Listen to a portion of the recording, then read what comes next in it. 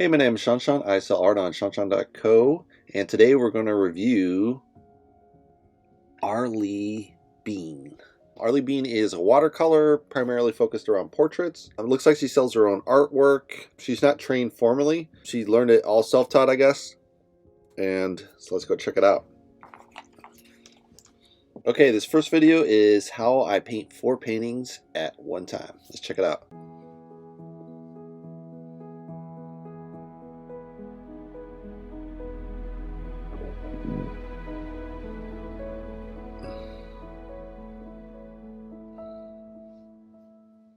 Hey guys, So nice introduction Arlee here, and welcome to this week's video.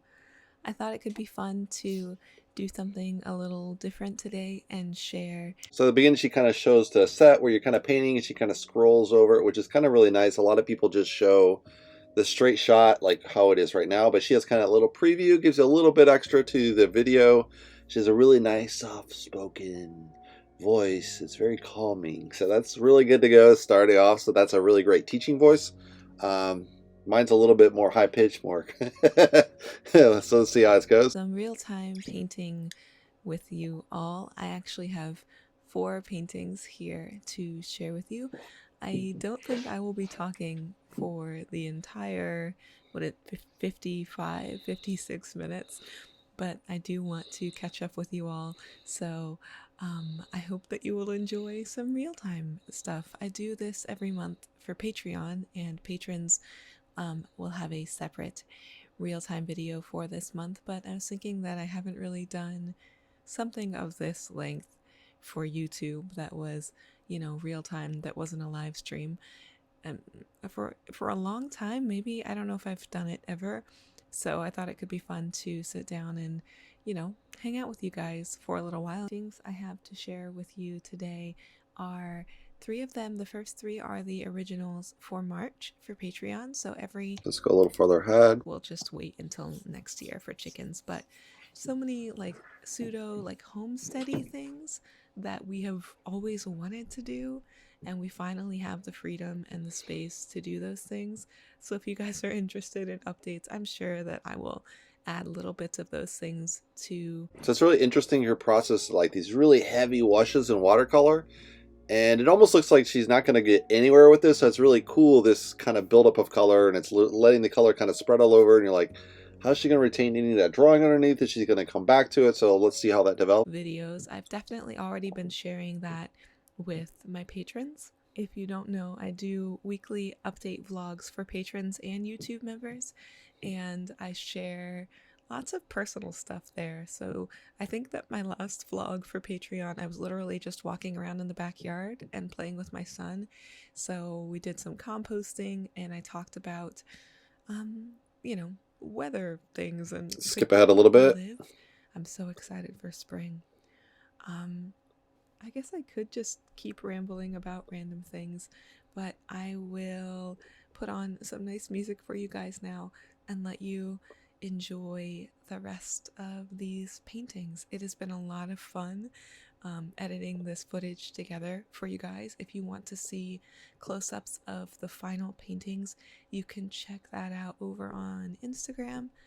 I don't think there's anything else I need to tell you about. Thank you all so much for It is a really nice zoom shot here. Over on my shop since my last video. Let's go ahead a little bit. So this is just painting with the music on, just nice and chill out. So a really nice detailed zoom shot. You can really see how the painting develops. Normally you don't see it this close, so it's kind of a nice effect where you don't have the color mixing, you just have the pure image and see it slowly develop. Let's skip ahead a little bit.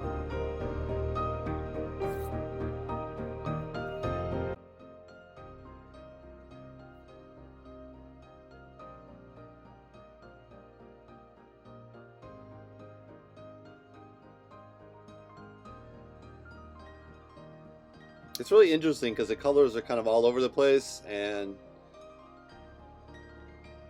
yeah, it's just an interesting way to kind of paint. Because some of the colors are more like skin tones, But you see that first one, it's like red in the eyes and stuff and blue. It's like, would it really be that as colors? So it's just kind of interesting. They're kind of interpretive colors a little bit, I would say. But very beautiful, subtle work here. Looks really great. So skip ahead a little bit. So this is about the third one, I think. But it's really impressive work just for an hour.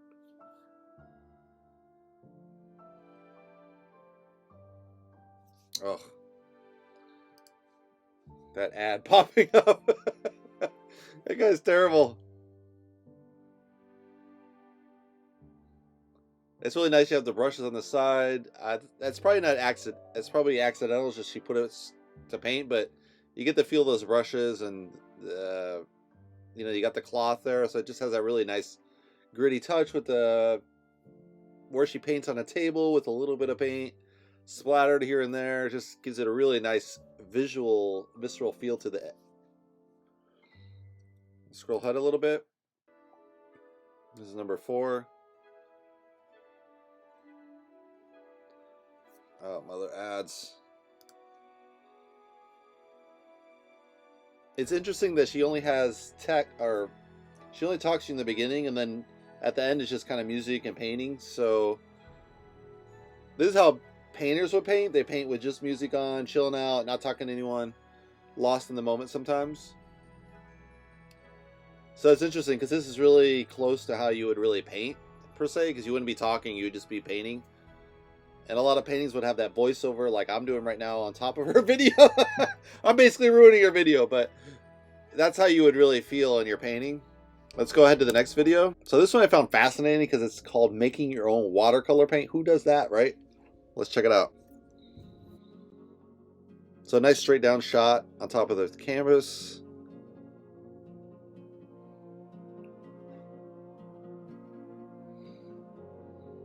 Ooh, pure water. So you have water and then the other thing, I don't know what that is. I don't know. Cloth is very important. With watercolor, you need to really take the wetness out of the brush. And paper towels just will kind of do that, but it's just easier with a towel like that, I think. So it's kind of nice, instead of just popping it in there, she has some of the materials laid out. Welcome to another video.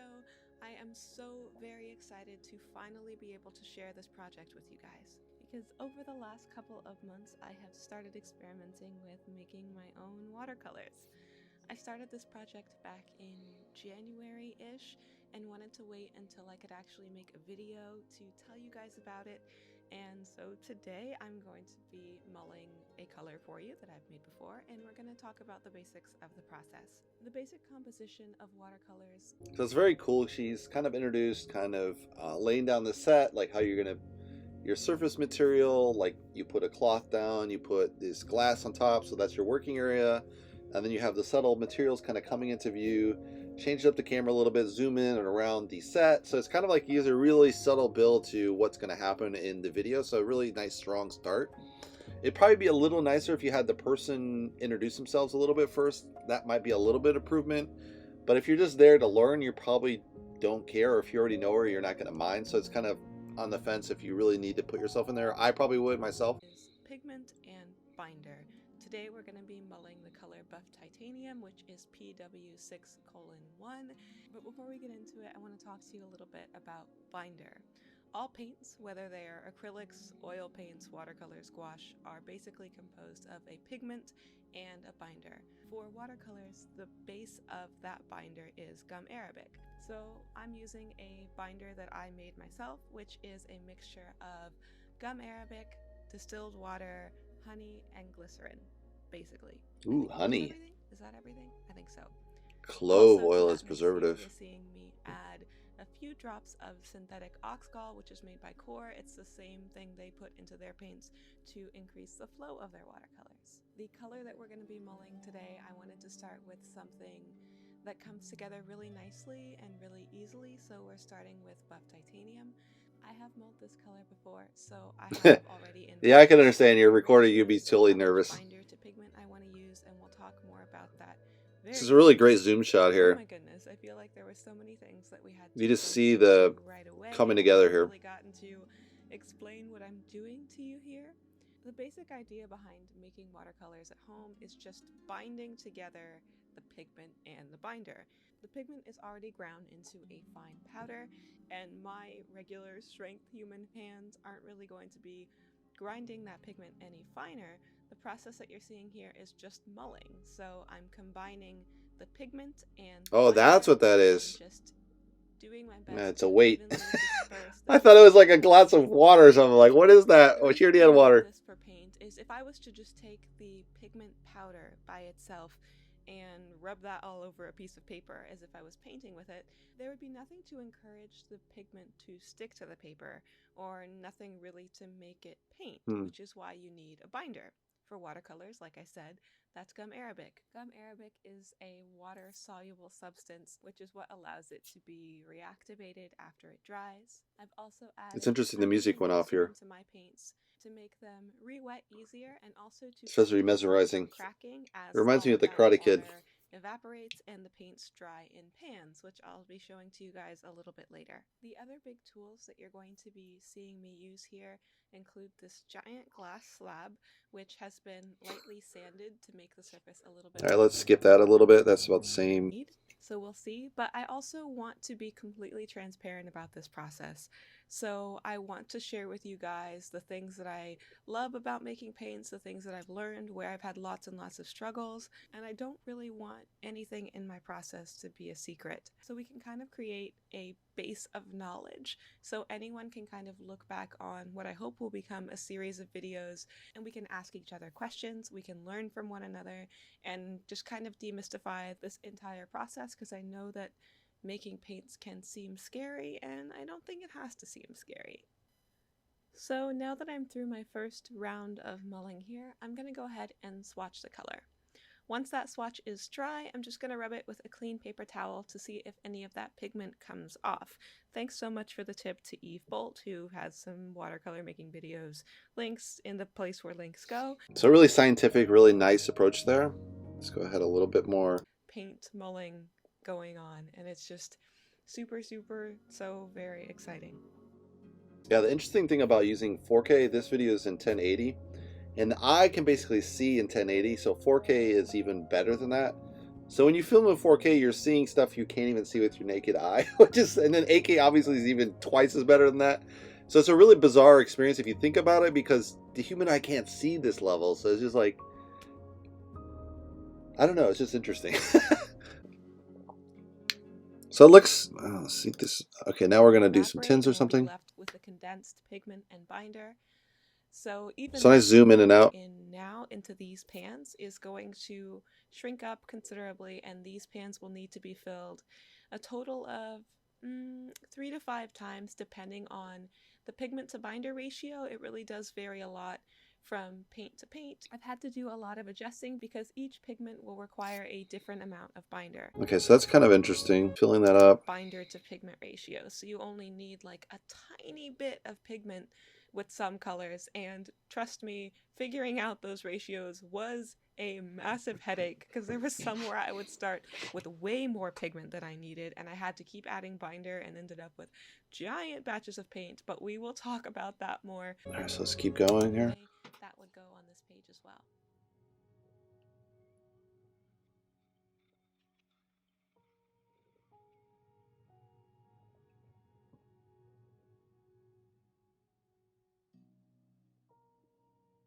So very interesting. She's actually, it's very scientific breakdown. So far, some of them have been filled multiple times, some of them have only been filled once and need to be filled again, but this is what I've got so far. Some of these colors I really like, some of them I probably won't be making too much again. So let me go ahead and show you the colors that I have in my palette, my personal palette so far. The first color is the one that you guys have already seen, Buff Titanium. We've talked about that a lot so far. The second color is Nickel Titanium Yellow. This is a really cool milky yellow that I enjoy mixing with reds very much. My warmer yellow is called Permanent Yellow Deep on Kramer's website. Gotta love these zoom shots. You're just right in the process there. And my warm Super red, cool. Kramer calls DPP red, which is PR254, a red pigment that I have come to enjoy very much. my cool red is PB19. It's a Quin red / Quin magenta. I also have a Quinacridone Gotta violet love made Quinn. from PB19. And this ultramarine blue, as well as the phthalo blue next to it, were both pigments that I got from earthpigments.com. And while I do like that website's earthier colors, their actual earth pigments, their primary pigments, like this ultramarine and the phthalo blue, were a bit more disappointing to me. I wasn't super happy with the pigment strength on these two. So I'm probably going to be replacing them in my palette soon. The next one is Cobalt Teal, Or make your own. as well as Phthalo Turquoise. Now this Phthalo Turquoise has probably been the hardest color to make so far. It's a mix of two phthalo pigments and they're kind of a mess to work with, but I do really love this yellow iron oxide. This warm granulating brown earth It's a really nice. actually calls this burnt sienna, but it's made from PR102, and I really, really love this Indian red PR101. It's a very, very nice color. It mixes super nicely. My burnt umber here is PBR7, and my colors are kind of out of order. I feel like I'm falling asleep. It's It's a really nice video. I'm going to skip to the rest. I think it's a really sharp, a lot of detail here. This one is about building your own watercolor palette. So let's check it out. So is this the introduction? Okay. So a really nice top-down shot. You get to see what the materials are going to be. Arlee here, and welcome to another video. So it's no secret if you've been following this channel for any period of time that I kind of have a lot of watercolors, whether it's been paint that I've gotten to review here on the channel, or paint that's been gifted to me, or let's be honest, a lot of it I just bought myself because I was really excited to try a new color or a new brand. And ultimately the result is that I kind of have a lot of paint. Now these are just my tube paints, but I was This is a problem for all artists. what would happen if I organized all of the tube paints that I have and set out to make the perfect watercolor palette? For me, of course. What I normally do when I get new paints is when I'm exploring a new brand, I take all of the paints from that particular brand, I put them in a palette, and then I have one brand in one palette. But what ends up happening is I think of a specific color from M. Graham or Sennelier or Daniel Smith, and I really miss using that specific color, but it's in a different palette, so I don't always get to just grab the specific colors that I want. So I pulled out every tube of paint that I own and decided that I wanted to make a custom watercolor palette where I pulled together Let's do it. my favorite colors from all of the brands that I have into one palette. Now, I was a bit nervous about this, to be honest, because I didn't want to just say, oh, I like this color, or I like this color, and then end up with a bunch of paints that didn't actually work very well together. So in order to make a palette that was not only going to have colors that I loved in it, but that was also going to be functional and would have colors that I knew would mix well with one another. Let's go ahead. The same. For this next pairing, I was trying to decide between Quinacridone Rust by M. Graham and a more standard burnt sienna. I wanted to use Sennelier's, and I was looking for a good neutralizing pair here. I absolutely love burnt sienna mixed with ultramarine as far as for creating deep, moody, neutralized grays and blues, so I knew I wanted one or the other of those. It was one of the main reasons I was including ultramarine in the palette as well, and I ended up liking burnt sienna a bit more than the Quinacridone Rust. It was a bit of a warmer orangey color, so my mix had a bit more of a greener tint to it. I repeated this process for a couple different colors that I decided to include as well, like Naples Yellow, which is probably my favorite color to have in a palette. So I think this is a really nice thing because you get to see comparing two different colors, well, two different brands of the same color. Here you have Naples Yellow, which one are you going to take? Aquamarine Blue, which one are you going to mix with this rust color, which you're going to mix with burnt sienna for that neutral color. And it really has a nice buildup of how you kind of finally scientifically define this. I like her thought. She has kind of a scientific approach to this. Let's skip ahead a little bit. It's a mistake. This is my putting phthalo blue instead of French ultramarine in. Next was Anthraquinone Blue by M. Graham and Cerulean Blue Chromium by Daniel Smith. This is Manganese Blue by Core. It does make a difference at 4K. It's just like so juicy. Green, probably my favorite green. Especially if you're an artist, you're just like, ah. Green by Daniel Smith. This is Transparent Yellow Oxide by Core, Raw Sienna by Daniel Smith. This is Sennelier's Burnt Sienna. So she's going to keep adding paint, which is very beautiful. A quick swatching sheet just to have each of the colors kind of laid out in large swatches with the pigment name and the name of the color there. And after all of my colors were in the palette, I let them dry overnight, and I was really excited to make a color chart. So I want to share a little bit with you guys about how I like to make color charts. So it's interesting, she's using liquid watercolor and she's letting it dry out till it's hard, so she has obviously you can paint from dry as well, so that's kind of an interesting take. I would assume she would just work straight from liquid, but I don't know, there must be some logic there. Maybe dry is better, I'm not sure. And doing the swatches is very practical for watercolor. She's doing it, I didn't know you do it every single time, but that's very smart. She has a custom palette, so you do the test swatches and then you can see what the color is going to do. So that's great, so you'd be able to just focus in on what colors you need, and you already know kind of ahead what's going to happen if you combine them. So I'm going to lay out a bunch of dots of each color, and then I'm going to mix each of those dots with the next color in the palette. The way I have this set up in this sort of triangular shape, I'm only going to be swatching each mixture once. If I was doing a full square with the straight colors on the top and on one side, I would actually be doing each mixture twice. And to be honest, I'm a bit impatient when it comes to color charts, and I don't really want them to take that long. So I'm just doing half of a full square color chart, so I have each mixture one time. Wow. You could technically that is a lot of work. use the other half if you were doing that square format for different mixing ratios, if you wanted to have more of one color or more of the other, or you could use it as a more watered down version to see a lighter tint of that particular mix. But for me, I'm just doing each mixture one time, and after I have all I love these brushes. one particular color, I clean my palette and start over.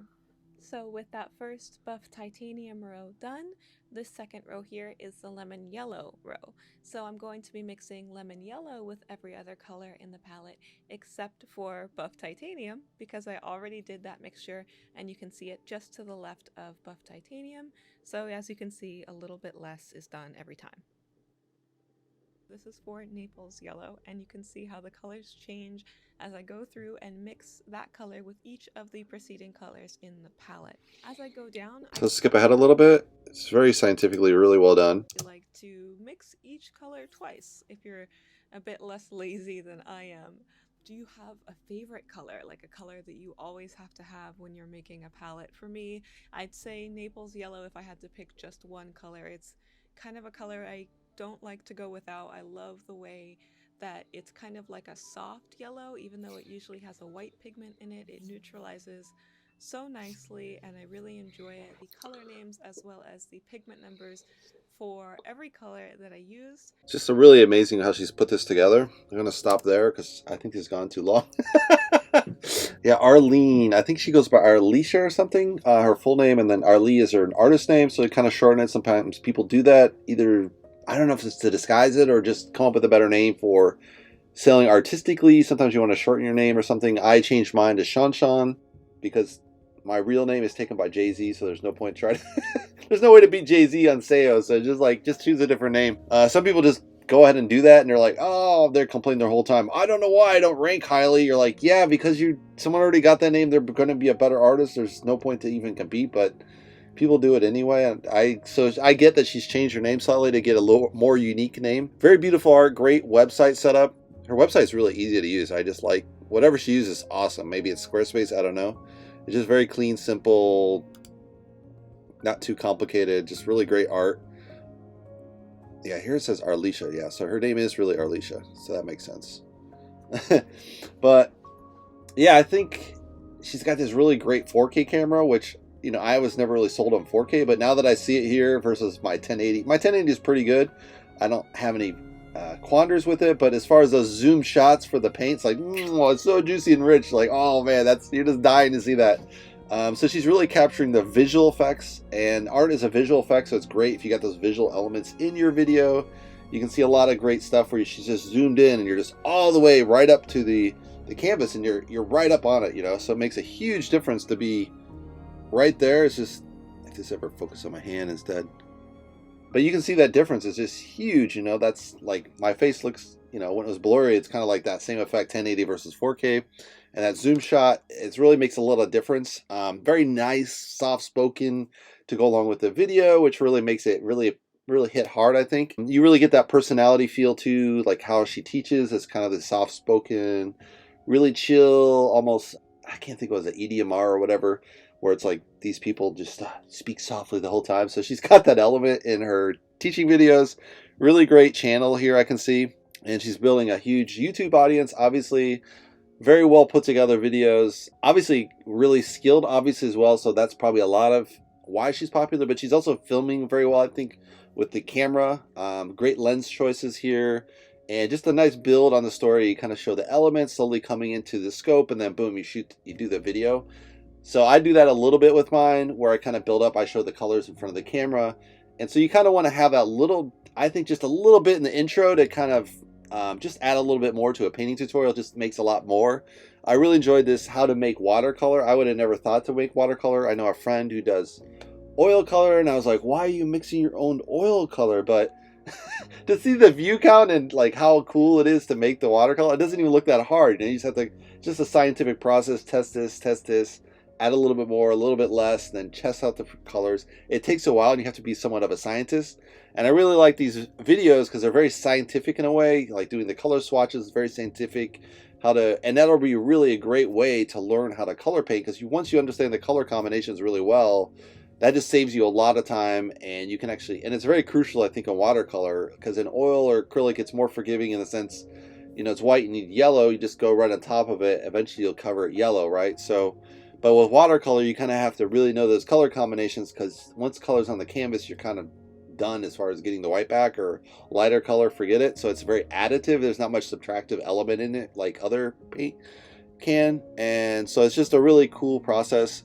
Yeah, I'd recommend Arleebean. And go check her out, and hopefully you check out my channel as well. Thanks for watching, guys.